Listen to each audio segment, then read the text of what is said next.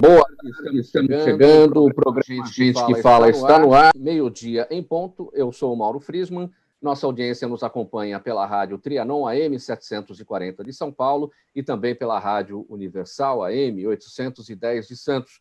Estamos transmitindo simultaneamente pelas redes sociais, Instagram, Facebook e no nosso canal no YouTube. O convite para você seguir a gente, curtir os nossos conteúdos, compartilhar, interagir com o programa a partir de agora. O número do WhatsApp é o 973350038. De novo, 973350038. E não se esqueça de marcar a hashtag Programa Gente que Fala nas suas interações nas redes sociais. Hoje é quinta-feira, minha gente, de praxe, mais uma edição do Gente do MPD que Fala, parceria nossa com o Movimento do Ministério Público Democrático e o apoio da Câmara Brasileira de Diagnóstico Laboratorial. Vamos colocar nosso time em campo para as análises, para os debates dos temas. Primeiramente, o doutor Júlio Marcelo de Oliveira, procurador de contas perante o Tribunal de Contas da União, associado ao MPD. Tudo bem, doutor Júlio? Seja bem-vindo mais uma vez. Seu microfone fechado, doutor Júlio. Ok. Oi, Mauro. Tudo bem? Boa tarde a todos os ouvintes. É uma honra estar aqui participando novamente desse programa. Também conosco a doutora Luciene Pereira, auditora de controle externo perante o Tribunal de Contas da União também, e ela é presidente da Audi TCU. Tudo bem, doutora Luciene? Tudo bem, boa tarde a todos os ouvintes e todos os convidados da Rádio Gente que Fala. Obrigado, doutora, seja bem-vinda. Também conosco, doutora Aline Andrade, advogada, doutora em Direitos Humanos. Ela é autora do livro Direito e Políticas Públicas Quilombolas. Doutora Aline, seja bem-vinda. Como é que estão as coisas? Olá, tudo bem? Boa tarde a todas e a todos, os ouvintes e aos convidados e as convidadas que estão aqui conosco. Obrigada pelo convite, é uma honra. Nós que agradecemos, doutora. E também com a gente, Norma Zita Cerneviva, empresária e administradora de empresas. A Norma é sócia fundadora da Norma Zita Eventos Corporativos. Norma, tudo bem? Seja bem-vinda. Obrigada pelo convite. Boa tarde a todos. Vamos aqui ao nosso primeiro assunto, pessoal. O Ministério Público do Rio Grande do Sul denunciou hoje 6 pessoas pela morte de João Alberto Silveira Freitas, o cliente negro que foi espancado e morto por seguranças de uma loja do Carrefour de Porto Alegre no dia 19 de novembro. São as mesmas pessoas que há 6 dias foram indiciadas pela Polícia Civil. E todos foram denunciados por homicídio triplamente qualificado, com dolo eventual por motivo torpe, meio cruel e recurso que dificultou a defesa da vítima. Doutora Aline, eu começo esse tema com você. Então, a denúncia foi por homicídio triplamente qualificado, com dolo eventual, como eu destaquei aqui na nota. Aquele entendimento da delegada Roberta Bertoldo, ela entendeu como racismo estrutural e não como injúria racial. Esse entendimento dela aparece como na peça do Ministério Público? Bom, o Ministério Público, nós temos essa denúncia, né, pelo homicídio triplamente qualificado, mas é importante dizer que foram instaurados 3 outros inquéritos civis, o de danos coletivos, né, para averiguação dos danos da família da vítima, quanto ao dano coletivo mesmo, né, das comunidades de estarem aí submetidas a essa arbitrariedade da segurança do Carrefour, do supermercado. Nós temos um de direitos humanos, que está preocupado com enfrentar a triste realidade, triste cultura do racismo estrutural. E o terceiro inquérito, que foi instaurado pela Promotoria do Patrimônio Público, é para entender como é feito o controle das empresas de segurança privada no Rio Grande do Sul. Então, esse caso acabou suscitando uma série de análises, primeiro, sobre esse poder que é dado às empresas de segurança privada, que estão, enfim, decidindo sobre a vida ou morte de consumidores, baseados em estereótipos raciais, né, em estereótipos classistas também, então colocando homens negros consumidores como inimigos ali dos estabelecimentos varejistas, os danos que foram causados para a coletividade. Então, acho que é muito importante embora na denúncia da delegada a gente tenha ali apontado racismo estrutural, eu acho que a gente ainda precisa avançar nesse entendimento. E eu acredito que é um entendimento correto de que não é uma injúria racial, mas é um efeito do racismo estrutural que traz estereótipos para as pessoas negras e coloca essas pessoas negras como inimigas, não só do Estado, mas também como do mercado, né? É por isso que você tem uma ação tão violenta dessas empresas de segurança pública e de alguns funcionários do supermercado que foram indiciados, atentando contra a vida do João Alberto. Empresa de segurança privada. Você falou Isso, empresa privada. de segurança pública. Sim, sim. Desculpa, privada. Não, ato falho, você falou pública. Tudo bem. Muito bem. Doutor Júlio, sua observação sobre essa etapa, agora a denúncia do Ministério Público Gaúcho, no caso da morte do Beto, João Alberto Silveira Freitas. Olha, realmente foi um crime brutal, né, com provas evidentes, é um crime filmado, assistido por toda a nação brasileira, causou indignação em todos nós. E o Ministério Público foi bem tempestivo, bem rápido na formulação da denúncia, na apresentação dessa denúncia, para que o processo penal começasse o quanto antes. Eu acho que esse processo, pela sua importância, pela sua exemplaridade, ele deve merecer prioridade da Justiça Gaúcha para que esse tipo de evento que demonstra claramente um despreparo, né, das forças privadas de segurança em supermercados. Não é o primeiro caso. A gente assistiu esse ano ainda, o ano passado, um rapaz que foi estrangulado também no supermercado com uma chave de braço pelo segurança. Então, é preciso que esses crimes sejam tratados e punidos com rigor o quanto antes. Doutor Júlio, que tipo de pressão essas empresas de segurança privada sofrem a partir dos próprios problemas que nós vemos na segurança pública? Cada vez mais essas empresas são recrutadas e são contratadas e vão recrutando gente por essa pressão do mercado, pela necessidade da segurança que o setor público não proporciona devidamente. Então, isso acaba levando uma pressão para cima dessas empresas que acabam não tendo as melhores condutas para treinamento, para recrutamento e tudo mais. Como se lida com essa questão? Olha, eu não vejo que a pressão que se exerce, evidentemente, o dono do supermercado ele quer uma segurança efetiva, mas essa pressão não conduz, só por isso, a uma atitude de brutalidade, de violência. Sim. Uma vez que aquela pessoa identificada como potencial ofensor ali do supermercado, num crime de furto ou uma conduta inadequada, está imobilizada, não tem por que prosseguir com nenhum tipo de agressão. Quer dizer, não existe pressão que justifique aquilo. E muitas vezes, eu acho que esse caso tem ingredientes, sim, de racismo estrutural, como aquele outro do Rio de Janeiro. Muitas vezes, essa violência ela está no inconsciente desses seguranças, desses agentes de segurança privada, decorrentes até da forma de formação deles. Né? Existe aquela coisa do bandido bom é bandido morto, aquela coisa não tem direitos humanos, não, é direitos dos humanos, como se eles não fossem humanos, como se fossem monstros, como se fossem animais. Então, a formação desses agentes de segurança está muito carregada de ódio, está muito carregada de violência, e isso vai muito além da proteção de qualquer patrimônio. Não existe pressão sobre essas empresas que justifique uma atitude tão violenta. Doutora Luciane, sua observação sobre esse momento agora, o Ministério Público Gaúcho denunciando as 6 pessoas pela morte do Beto?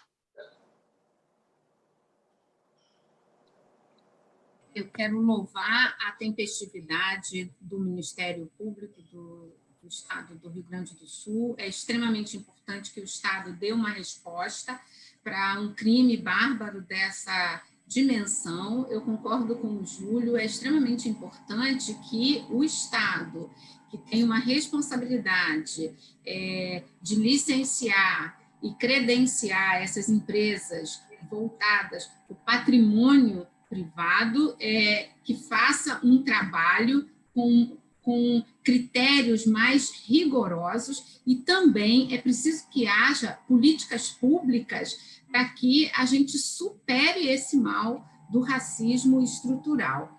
Há um outro aspecto também, que é da responsabilização dessas empresas que contratam as empresas de segurança. Então, o supermercado ele tem responsabilidade, sim, porque cabe a ele definir uma política de defesa do seu patrimônio.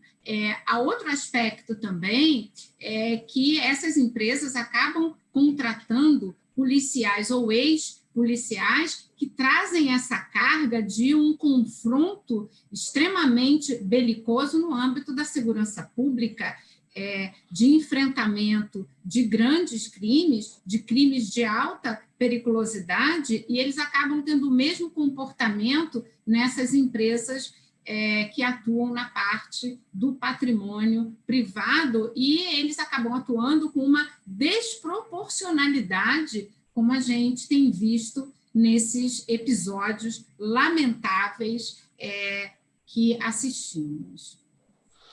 Norma, a sua avaliação, sua expectativa a partir de agora, com a denúncia do Ministério Público Gaúcho? Seu microfone está fechado, Norma? Vamos lá. Isso, pronto. Mas isso é muito complicado, porque a gente tem um racismo estruturado muito difícil de ser atenuado, né? Sim. E aí fica complicado, porque a gente, quando menos espera, acontece um caso de novo. Quando a gente cansou de ver tantas cenas brutais, quando menos se espera, a gente topa com uma situação parecida. Parece que a gente não aprende. Sim. Tem muita raiva acumulada no ser humano, sabe? Quando vê a oportunidade de usar um pouco da força, da autoridade que lhe é conferida, coloca em prática. Muito bem, 12h12, edição do programa Gente que Fala, edição de quinta-feira, gente do MPD que Fala, uma parceria nossa com o Movimento do Ministério Público Democrático e o apoio da Câmara Brasileira de Diagnóstico Laboratorial. Você nos acompanha pela Rádio Trianon, AM 740 aqui em São Paulo, em Santos, pela Rádio Universal AM 810 e também pelas redes sociais, Instagram, Facebook e o nosso canal no YouTube. Mais um tema por aqui. Em seu editorial de anteontem, o jornal Folha de São Paulo afirmou que a nova edição do Índice de Desenvolvimento Humano, feito pela ONU, traça um retrato desalentador do Brasil. A gente acompanhou nesses últimos dias, o país caiu 5 posições e aparece na posição 84, atrás de vizinhos como Colômbia, Argentina, Chile, Uruguai e Peru. Os dados são relativos ao ano de 2019, então ainda não registram o impacto da pandemia nos países, que deverá ser grande em todo o mundo. E dentre os critérios avaliados, o Brasil evoluiu abaixo da média na expectativa de vida e na renda per capita e uma estagnação no tempo previsto de escolaridade. Doutor Júlio, o IDH ele combina, como eu destaquei aqui, a expectativa de vida, a renda per capita e os anos de estudo na escola. O IDH brasileiro caiu 5 posições, era a posição 79, foi para 84. Isso é ruim, evidentemente, mas teve uma pequena melhora, se é que a gente pode dizer. Foi de 0,762 em 2018 para 0,765 no ano passado, 2019. É pequena, melhora, mas isso é um ponto bom. É importante destacar que quanto mais perto do número 1, maior é o IDH do país. A minha pergunta considerando que o Brasil caiu 5 posições, e isso é ruim, mas melhorou um pouco de 0,762 para 0,765, e isso é bom, a gente tem um copo meio cheio, meio vazio. Você fica com o lado meio cheio ou com o meio vazio do copo? Olha, eu acho que eu vou dar ênfase ao copo meio vazio, porque com tudo que o Brasil tem de riqueza, ele tem que proporcionar mais aos seus cidadãos, né? Tempo de escolaridade, o investimento em educação no Brasil deixa muito a desejar, a qualidade da escola pública. A gente tem vivido também uma recessão aí persistente, ou períodos de baixo crescimento econômico desde 2014. Isso prejudica também, porque com a perda de renda das famílias, muitos jovens deixam a escola precocemente, né, para tentar ingressar no mercado de trabalho e conseguir meios de vida. E isso, reduzindo a escolaridade, reduz o IDH e reduz o potencial de renda dessa pessoa, né, de renda no futuro. E, enfim, a melhora foi muito pequena. A gente vê que os nossos vizinhos, que também enfrentam dificuldades, crises econômicas, Colômbia, que enfrentou guerrilha, que enfrentou narcotráfico, está numa posição melhor. O Peru também está numa posição melhor, mas é um país que tem tido um desenvolvimento econômico notável nos últimos anos. Então, é pena que o Brasil esteja assim, claudicando, caminhando assim, mancando nessa evolução. A gente tem muito mais para fazer, a gente pode fazer muito mais, e é obrigação do Brasil melhorar mais do que 3 milésimos aí nesse índice. E o pior, doutora Aline, é que esses números foram observados nessa comparação 18-19, e isso vai piorar quando a gente comparar 19-20, né? Eu creio que sim. Infelizmente, bom, nós estamos passando por uma crise sanitária e eu acho que sem precedentes no continente, inclusive, enfim, né, na América Latina, acho que nós estamos aí na vanguarda do retrocesso de políticas públicas no Brasil. Temos um problema, sim, com o teto, né, de investimento, com o teto fiscal de gastos e os efeitos que ele vai trazer nessas políticas públicas de saúde e de educação. E agora nós vamos ter também os efeitos dessa crise sanitária, sem um plano claro de vacinação, sem hospitais, né, que possam atender a população. Então, nós estamos falando de mortes evitáveis, e vamos ter também, né, sem uma política clara para os detentos. Então, não temos hoje uma política clara de saúde para o sistema prisional na pandemia, e com o plano de vacinação que foi apresentado, que está num plano aí de 16 meses praticamente, né, num tempo de 16 meses de imunização da população, com todos os problemas que a gente ainda tem de eficácia da vacina, é muito provável que a gente tenha uma queda ainda maior na expectativa de vida da população, com a crise econômica na renda per capita, e como a gente também tem um plano de educação à distância, sem que a gente tenha uma internet, acesso à internet garantido universalmente para os estudantes, é muito provável que a gente tenha uma taxa de evasão muito grande, refletida nos próximos anos, e a gente vai ver também uma piora nesse tempo de escolaridade na nossa população.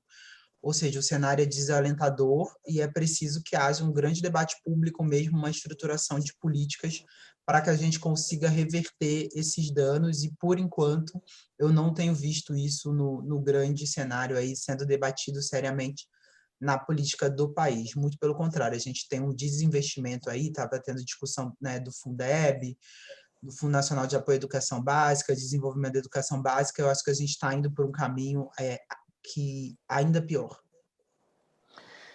Doutora Aline, como é que você participa do debate público em relação a esse tema? Você que é doutora em Direitos Humanos, tem esse livro Direito e Políticas Públicas Quilombolas, tem obras voltadas para esse tema, o Índice de Desenvolvimento Humano. Como é que você leva isso para o debate público?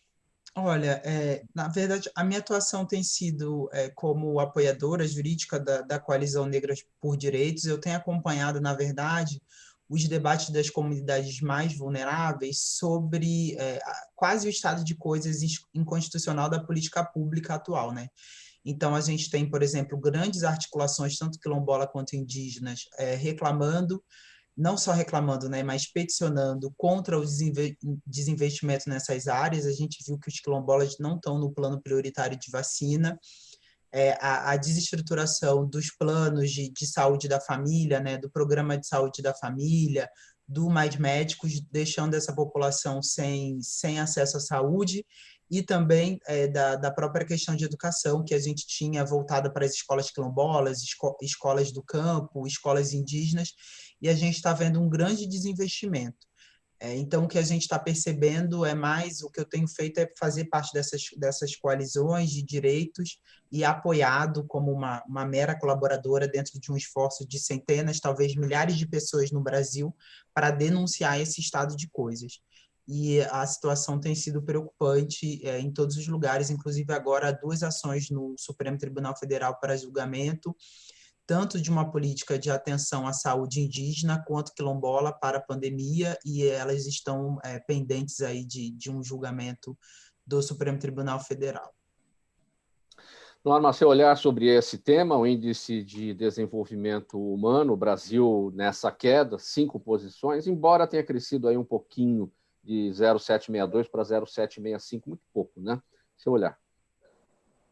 Essa minha observação, otimista ou pessimista sem informação, mas eu prefiro ficar com o copo meio cheio, porque é o que vai me dar esperança para eu levantar e envolver a minha vida, e envolver a vida da minha equipe. Esse ano foi um ano muito complicado.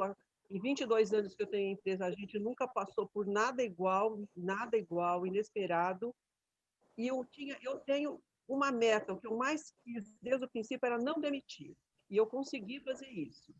Então, diferente do... Eu enxergo que eu tenho que cuidar do meu pedaço, que se cada um tiver um pequeno negócio como o meu e der uma contribuição mínima, a gente pode tentar virar esse jogo. Eu não dependo tanto do governo, eu fico tanto prestando atenção, mas eu continuo fazendo a minha parte todo dia com a minha equipe, porque eu acho que a empresa é sustentada por um tripé, que é fornecedor, cliente e funcionário.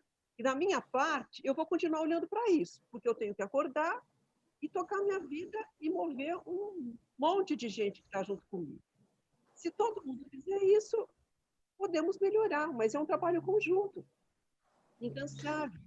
É tirar a pedra do caminho todo dia. Bom, você cuidou desse tripé, destacou aqui que fez todo o possível para não demitir. Então, nesse tripé, funcionário, cliente e fornecedor, como é que ficaram as 2 pernas, outras desse tripé, ao longo desse ano? Eu tenho uma empresa que atuou por 22 anos só trabalhando em eventos corporativos, só atendendo empresa. Nós não tínhamos nenhum acesso à pessoa física.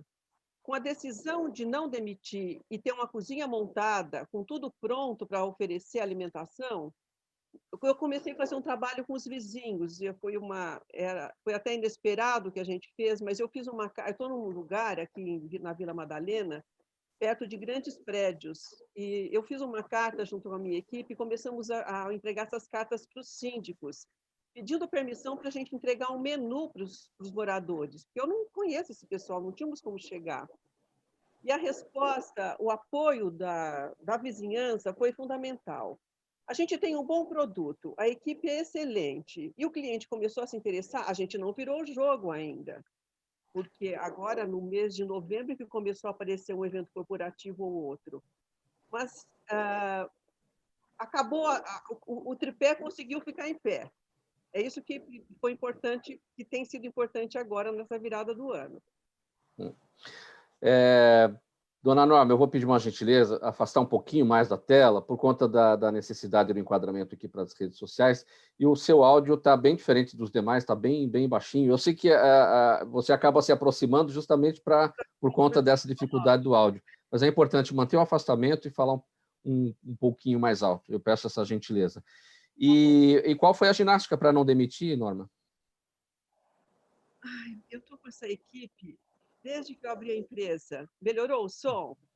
Não, tá do mesmo jeito. É algum problema da conexão, mas se você falar um pouquinho mais alto, fica melhor. Eu estou com essa equipe desde que abri a empresa. Eu não mando ninguém embora e ninguém pede a conta. Então, nós somos juntos. Sim. E quando eu me deparei com a situação, a primeira coisa que me ocorreu é: se esse pessoal confiou em mim até agora, eu tenho que dar o meu retorno. Claro. E o retorno tem sido dado.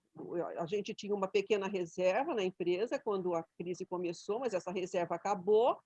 E aí eu comecei a colocar da minha reserva pessoal, e tem sido assim. E eu não tenho plano de demitir. Eu acho que a gente vai continuar se sustentando, cada um fazendo o que está ao seu alcance. Cada um mudou muito de função aqui dentro. Você imagina, nós trabalhávamos atendendo 100, 500 pessoas por dia. Quando a gente começou a atender 1, 2, não tínhamos nem panelas para atender pessoas. Ou seja, você cuidou do índice de desenvolvimento humano do seu pessoal aí, da sua equipe. É mais ou menos isso. É isso. Eu acho que cada um cuidar do seu quintal pode melhorar aquele número enorme lá no final, mas cada um tem que fazer um pouquinho. É. E é nisso que eu acredito. Sim. E o pequeno empresário tem essa visão, porque o pequeno empresário fica muito próximo da equipe, não é? A equipe convive com os problemas da gente todo dia e sabe o que se passa. E quando a confiança é recíproca, fica mais fácil. Doutora Luciene, meio copo vazio, meio copo cheio nessa questão? Eu tenho bastante esperança, principalmente com a fala de pequenos empresários, microempresários como a Norma. Isso me dá bastante esperança. Mas essa questão do IDH é multifatorial, né? Mas eu queria citar aqui alguns aspectos, 3 aspectos assim, para a gente sintetizar. O país vem, desde 2012, numa linha que a gente, no TCU, Júlio Marcelo fez várias representações, apontou riscos das escolhas que foram feitas.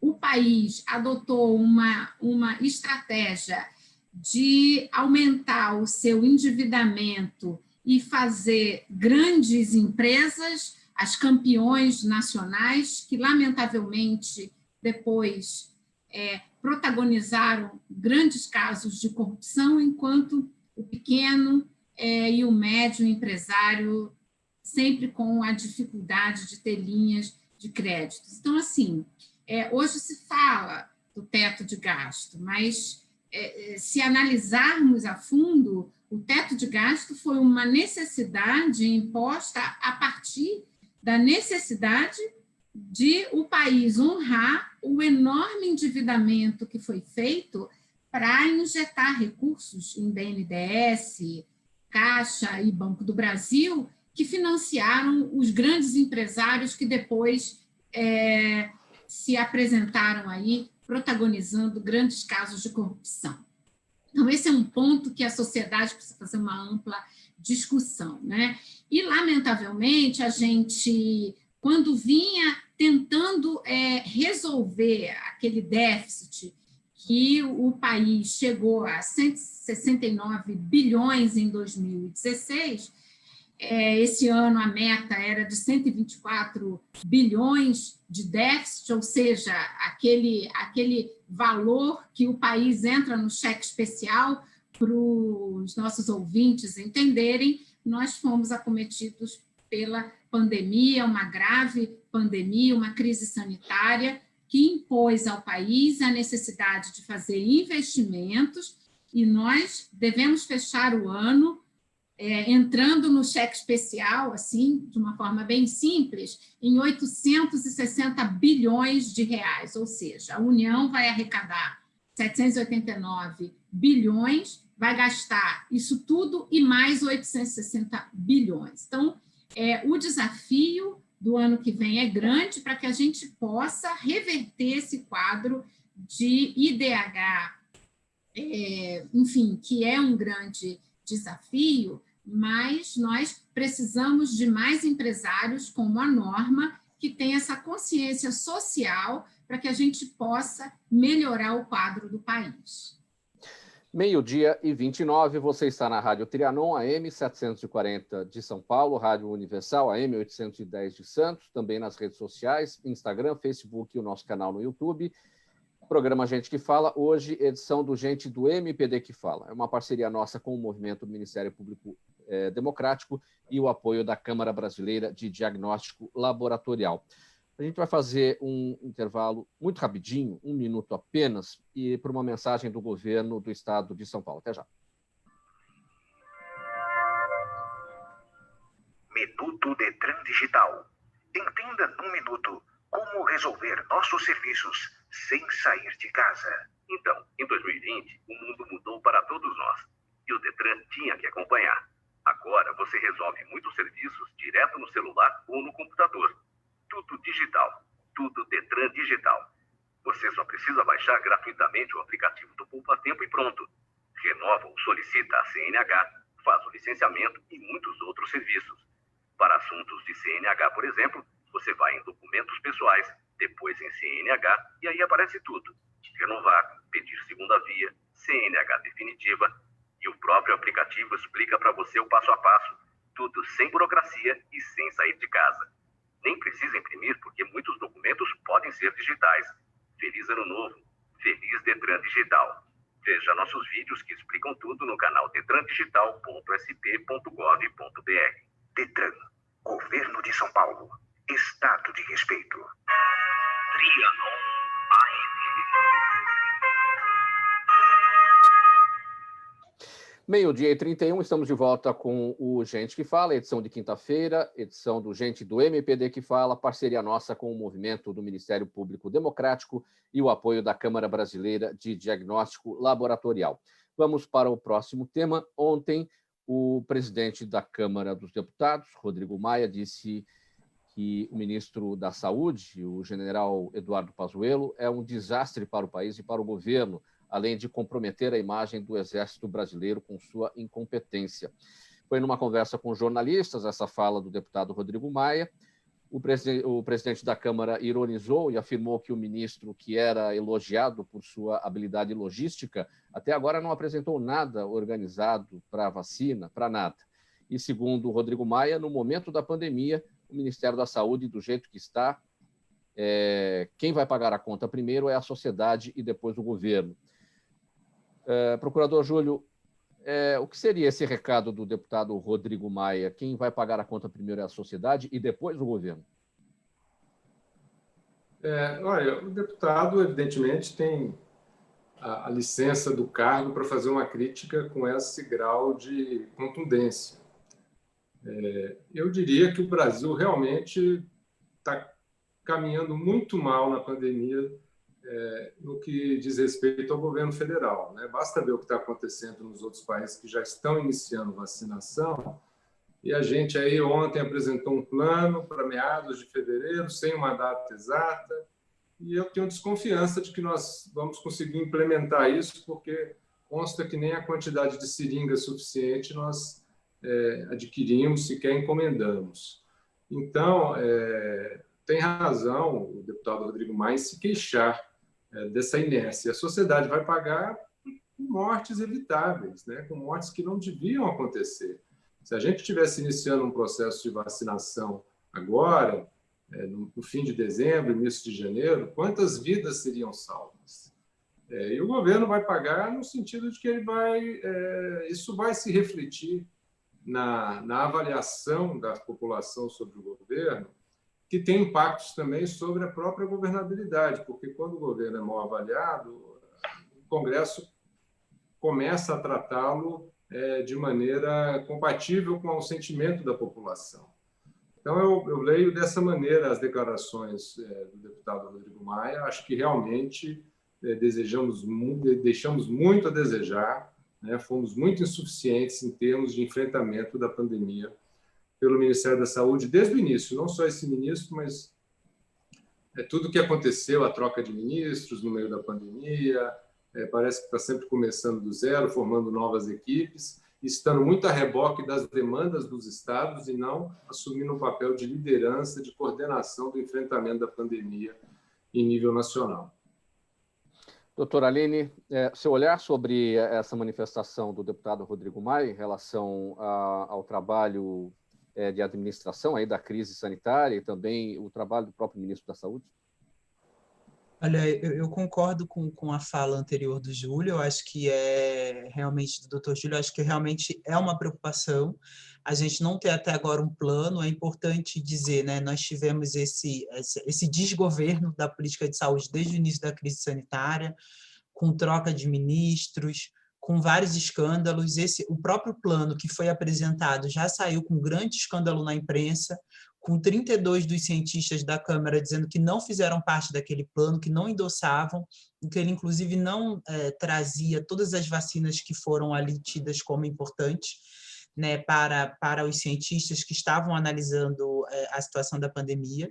Então, eu acho que a gente está realmente numa situação triste, de brincadeira mesmo com a vida da população, mas eu acredito que esse é um problema também não só do governo federal, desse ministério, mas um problema como um todo. Também há uma falta de coordenação entre os estados da política. Eu sou nascida no Rio de Janeiro, e o Rio de Janeiro nós tivemos vários escândalos de corrupção também envolvendo os hospitais de campanha. Então, a gente está num nível de problema que, embora eu tenha sérias e duras críticas ao governo federal, ele não está inscrito só nesse governo Pazuello, mas também nesse ministério do Pazuello.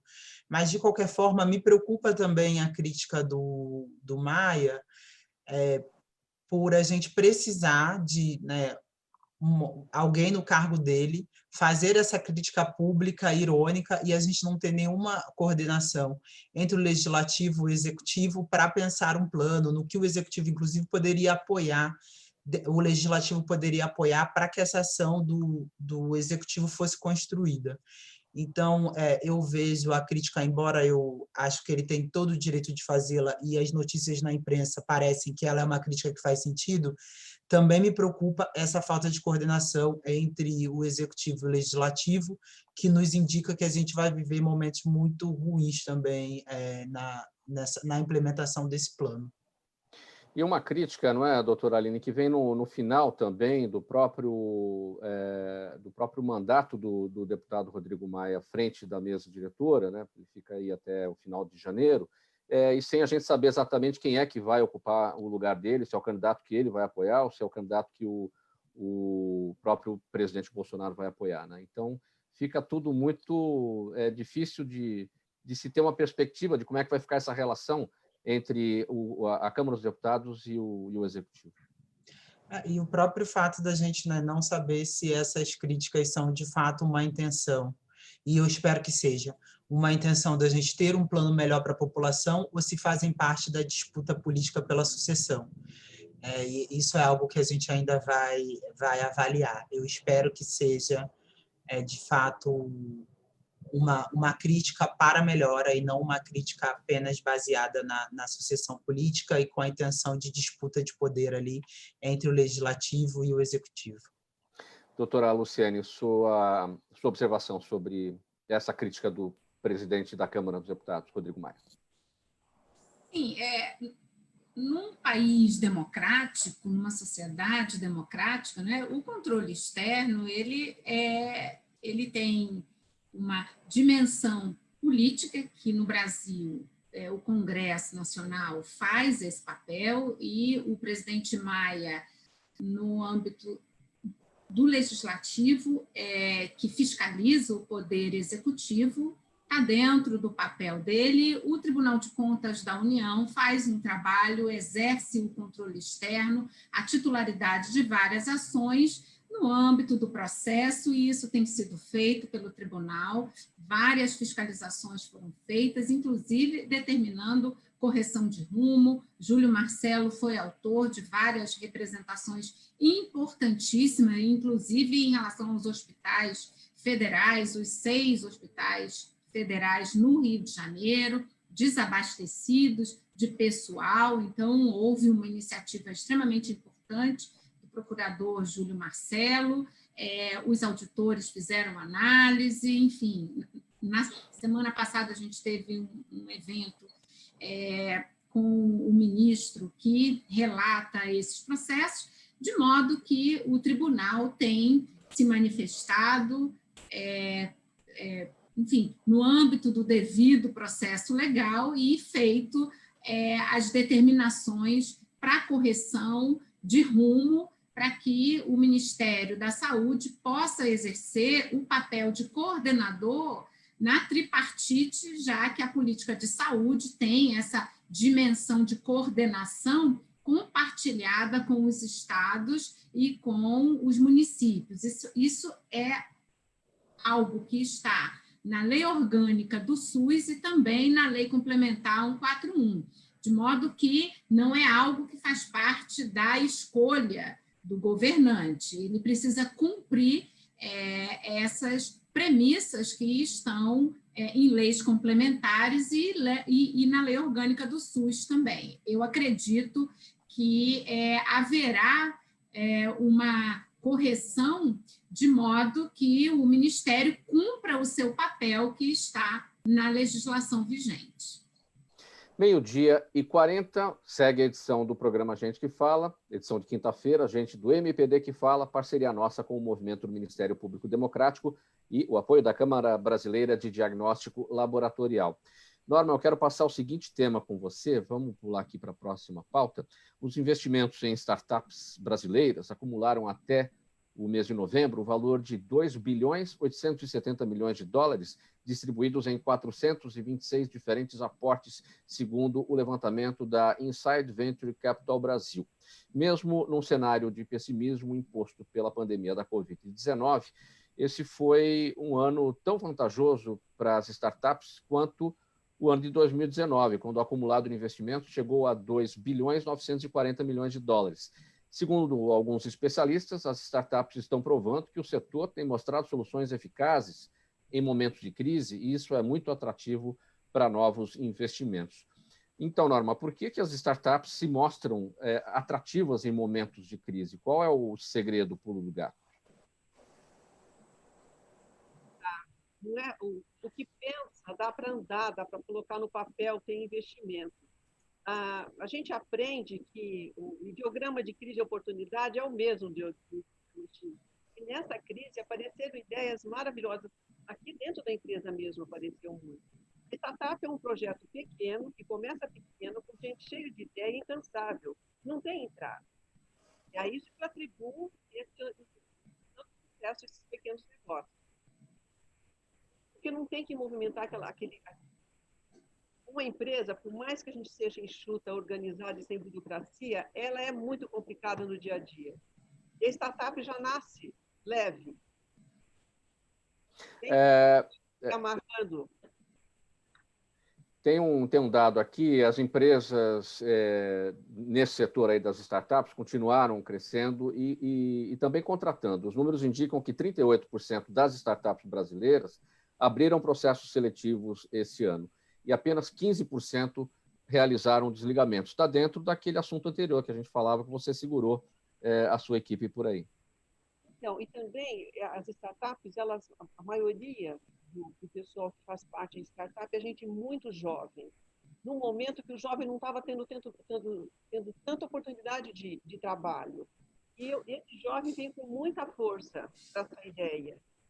E eu acredito que isso vai melhorar ainda mais para os próximos anos. Eu acho que é uma saída para os pequenos negócios. O que você espera de 2021 para as startups? Qual é o setor que deve se dar melhor? O setor financeiro, que está muito bem, obrigado, ou o de saúde, até por conta desse momento de pandemia? Então, eu imagino que seja saúde, tecnologia e financeiro. É nesse tripé aí que elas vão ficar sustentadas. Por que a fé nesse tripé? Porque a saúde está querendo muito investimento, muita novidade, muita parceria e está no radar de todo mundo. Tecnologia, porque a gente não faz nada sem tecnologia, e financeiro também. Então, a tecnologia e finanças voltada para a área de saúde, eu acho que vai ser um grande gol que a gente pode marcar para o ano que vem. Mas na sua área, Norma, que é a área de eventos corporativos? O evento não tem acontecido e não deve acontecer tão cedo enquanto não tivermos a questão da vacina e o resultado evidente, efetivo da vacinação, né? Esses eventos vão ou já migraram aqui para a internet, como nós estamos? Os que migraram para a internet acabaram não usando o meu produto, porque eu trabalho com alimentação. Então, uma parte significativa do meu faturamento era essas feiras, essas grandes feiras de negócios que tem nesses pavilhões aqui de São Paulo. Havia uma promessa, um projeto de que em março essas feiras seriam retomadas. Já tinham até algumas sendo agendadas, mas elas já estão sendo adiadas. Eu atribuo isso a essa nova onda que está vindo, o pessoal está com medo, né? E a vacina também que não se anuncia. Então, o evento corporativo, para nós, eu não estou contando com ele no primeiro semestre. Eu vou tentar me sustentar atendendo pessoa física. Todo mundo passou a fazer comida nessa pandemia, né? Todo mundo. Então, a concorrência é muito grande. Mesmo a gente aqui que tem uma estrutura montada, profissional, os preços praticados são muito baixos para quem trabalha com uma família que trabalha só com os familiares vendendo comida, o preço é muito mais barato e concorre muito com o meu.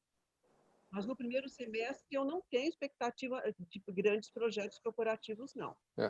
Qual que é a cadeia aí? Tem a alimentação, que é a sua área, tem o setor florista também, que foi muito mal, né? Porque os eventos, muitos dependem das flores, né? De decoração e tudo.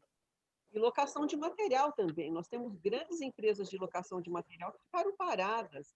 A gente foi surpreendido com empresas colocando à venda tudo que tinham. Empresas que tinham 30 anos de mercado.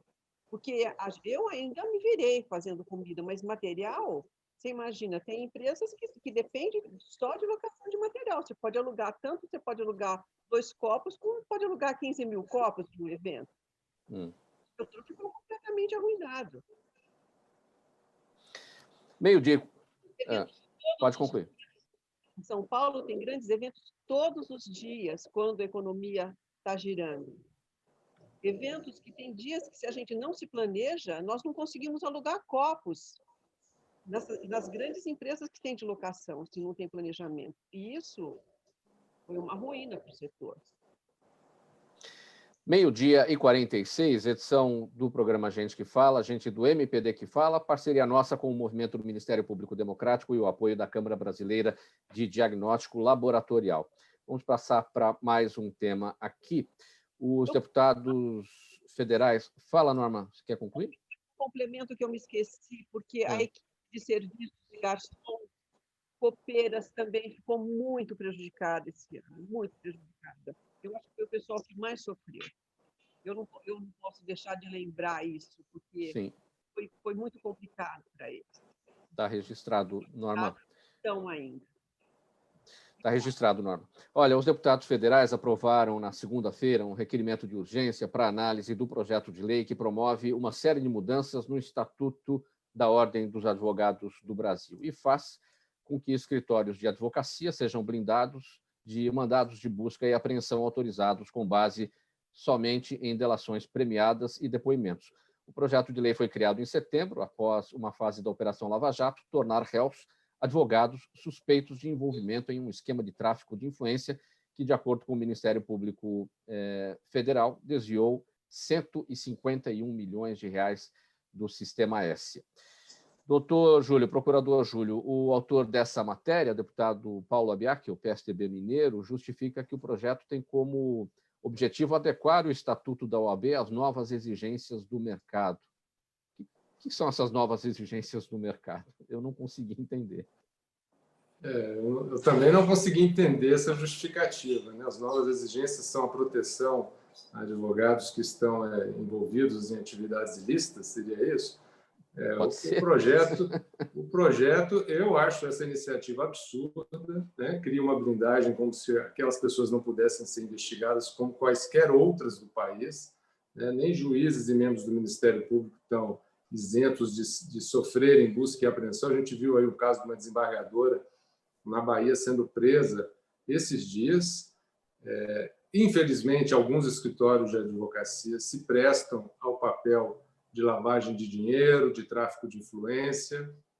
Isso não pode ser negado. Infelizmente, isso acontece em qualquer categoria profissional. Existem os profissionais que se desviam da conduta reta, da conduta íntegra. Eles têm que ser investigados. Eles não podem ter esse privilégio. Isso daí é mais uma iniciativa daquelas que foram tomadas para dificultar as investigações de combate à corrupção no país. É aquela série de medidas, como aconteceu na Itália na Operação Mãos Limpas, está acontecendo no Brasil. Uma série de projetos aprovados para dificultar as investigações e a punição de crimes de corrupção no Brasil. É só mais uma. É interessante, doutor Júlio, procurador, como eu destaquei aqui na leitura da nota, o projeto de lei faz com que escritórios de advocacia sejam blindados de mandados de busca e apreensão autorizados com base somente em delações premiadas e depoimentos, como se delação premiada e depoimento fosse algo descartável. Somente, esse foi o termo empregado? Então, veja, Mauro, que muitas vezes a delação ou um depoimento, né, de alguém que está sendo investigado aponta onde está a prova, que vai corroborar o depoimento, que vai corroborar a delação. E essa prova pode estar dentro do escritório de um advogado X ou Y. Então, é necessária essa busca e apreensão, é necessária a expedição do mandado de busca e apreensão para que a investigação possa comprovar se aquele delito constante de uma delação, de um depoimento, é verdadeiro ou não. O que se quer, então, é impedir que a investigação tenha prosseguimento, tenha sucesso.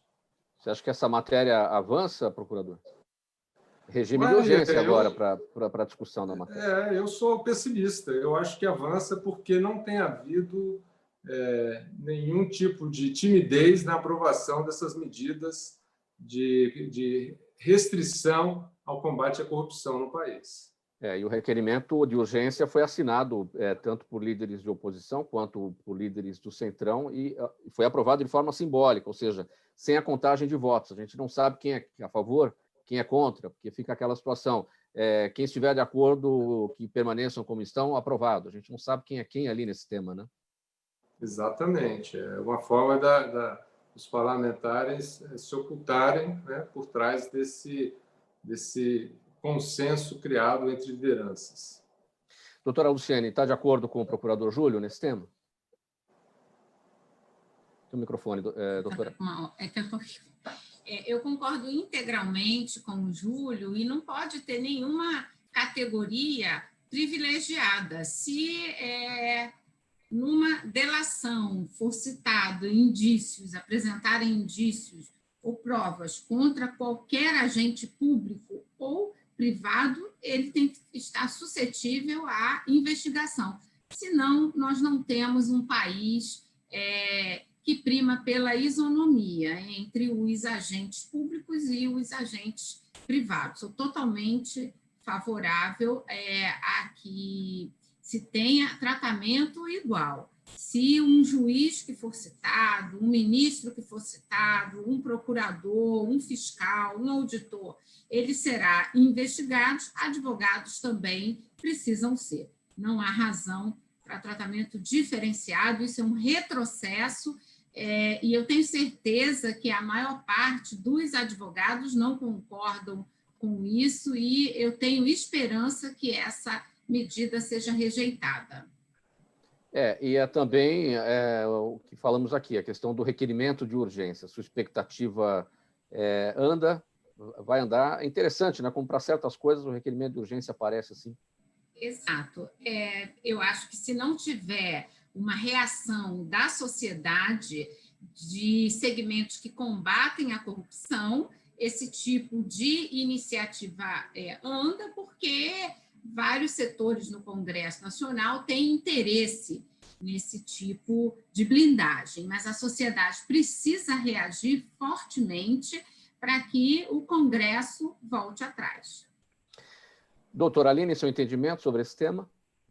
Olha, eu tenho uma opinião divergente sobre isso. Eu acho que a gente tem a Constituição determinando a inviolabilidade de atos e manifestações dos advogados no exercício da profissão. Então, ela diz também que se houver indícios de autoria e materialidade da prática de crime por parte de advogado, ou seja, a autoridade judiciária competente, não a Constituição, né, mas o Estatuto da OAB, poderá decretar a quebra dessa inviolabilidade, né, mas que os mandatos devem ser cumpridos na presença de representante da OAB. Obviamente que não se defende que nenhum advogado que comete crime não seja investigado, mas é importante que a gente tenha materialidade nas denúncias e individualização das condutas e denúncias mais fortemente realizadas, e nem sempre a gente está vendo isso. Ou seja, o que eu defendo é que haja, sim, investigação de advogados que tenham, né, um indício e materialidade da prática de crime, né, indício de autoria e materialidade, mas que ela não seja feita ao arrepio da legislação. Eu acho que o combate à corrupção deve acontecer, eu acho que é difícil para pessoas honestas e para advogados que entendem a sua função na administração da justiça, defender que não haja investigação de pessoas indiciadas pela prática de crime, portanto, não se trata disso, mas que esses mandatos sejam cumpridos hoje do que está descrito na Constituição, no Estatuto da OAB e na jurisprudência do Supremo Tribunal Federal, garantida a inviolabilidade desses escritórios e qualquer local de trabalho dos advogados, inclusive agora que alguns de nós estão trabalhando em home office. Dito isso, me estranha assim a urgência, porque eu acredito que no momento que nós estamos de crise, como a gente já falou, política, sanitária, econômica, não haveria uma urgência para tratar desse tema. Creio que nós temos outras questões mais urgentes a tratar, o orçamento público, o teste de gastos, o plano da própria vacinação e de atenção à saúde da população na pandemia. Então, não acredito que isso seja uma urgência. E qual, então, seria o caminho, doutora Aline, diante dessa previsão constitucional da inviolabilidade dos escritórios dos advogados, qual seria o caminho, então, para a investigação de advogados suspeitos de corrupção? Olha, eu acredito que, havendo um inquérito bem fundamentado com a materialidade dos crimes, né, a individualização das condutas e, hoje, o acompanhamento de um representante da OAB no cumprimento desses mandatos, a OAB, a Ordem dos Advogados do Brasil, no cumprimento dos mandatos, a gente já garantiria que, ao menos, o devido processo legal fosse cumprido. Eu não sei, não faço parte do time que advoga por uma reforma do Estatuto da OAB, mas não me debrucei por nessa questão detidamente, né? Não é meu tema de estudo. Mas eu acredito que o cumprimento do que hoje existe na Constituição e no Estatuto da OAB, né, protegendo o advogado pela sua prerrogativa de essencialidade à administração da justiça, e a presença do representante da OAB já daria asos a cumprir o que nós temos hoje na Constituição. Não sei se nós necessitaríamos de uma reforma da legislação. Doutora Aline, você está com a palavra, nosso tempo já está se esgotando. Sua despedida em poucos segundos, por favor, para a gente passar para os demais. Bom, eu queria agradecer pelo debate. Importante debater com diversas visões do que é o direito, do que é a realização da justiça. E eu só queria deixar como recado sobre, né, o caso do João Alberto, que o movimento negro, notadamente a Coalizão Negra por Direitos, vem pedindo a cassação do alvará do Carrefour e de qualquer mercado varejista que incorra em discriminação de gênero, raça, LGBTfobia. No caso específico de Porto Alegre, a Lei Orgânica Municipal, artigo 150, dá aso até essa cassação de alvará pela prática de discriminação, e é muito importante que o Ministério Público caminhe pela individualização das condutas, pela responsabilização criminal dos agentes, mas, se de fato acredita no racismo estrutural, que responsabilize também as grandes empresas e as empresas de segurança. Eu queria que fosse essa a minha fala final, que eu acho que eu não falei isso bem no início, e queria agradecer aos colegas pelo debate e aprendizado hoje. Muito obrigado, doutora Aline Andrade. Norma, bem rapidinho, 5 segundos para a sua despedida, que o tempo já apertou, por favor. Seu microfone, isso. Eu agradeço a todos e quero só pensar em renovar as minhas esperanças para um ano melhor. É isso. Se já tivermos esperança, já está bom. Obrigada. Obrigado, Norma. Doutora Luciene, sua palavra, 5 segundos de despedida, por favor. Eu quero agradecer por essa oportunidade, cumprimentar a todos, a mediação, a todos os convidados e dizer que a minha esperança é que tenhamos mais Norma, mais empresários como a Norma, né, com essa consciência social, né, e que possamos ter um ano melhor, com melhores empresários, com mais emprego, com menos sofrimento para a população. Obrigado, doutora Luciene. Procurador Júlio, 5 segundos. Mauro, muito obrigado por essa oportunidade de estar aqui debatendo com pessoas tão ilustres, Luciene, doutora Aline, doutora Norma. Além da pandemia, eu acho que esse ano foi marcado por um despertar do combate ao racismo no mundo e no Brasil. E eu quero fechar dizendo que, então, estou solidário a esse movimento. Não basta não ser racista, é preciso combater o racismo para que a gente tenha uma sociedade realmente justa. Muito obrigado, desejo a todos um 2021 muito melhor. Muito obrigado pela presença de todos. Em nome da equipe do programa Gente que Fala, termina aqui esta edição do Gente do MPD que Fala, parceria nossa com o Movimento do Ministério Público Democrático e o apoio da Câmara Brasileira de Diagnóstico Laboratorial. Estiveram com a gente Dr. Júlio Marcelo de Oliveira, doutora Luciene Pereira, doutora Aline Andrade e também a Norma Zita Cerneviva. Não tenho tempo aqui para a leitura da minha ficha técnica, apenas o agradecimento a você, ouvinte e espectador, a razão da nossa presença aqui todos os dias. Obrigado pela audiência. Tchau, até amanhã.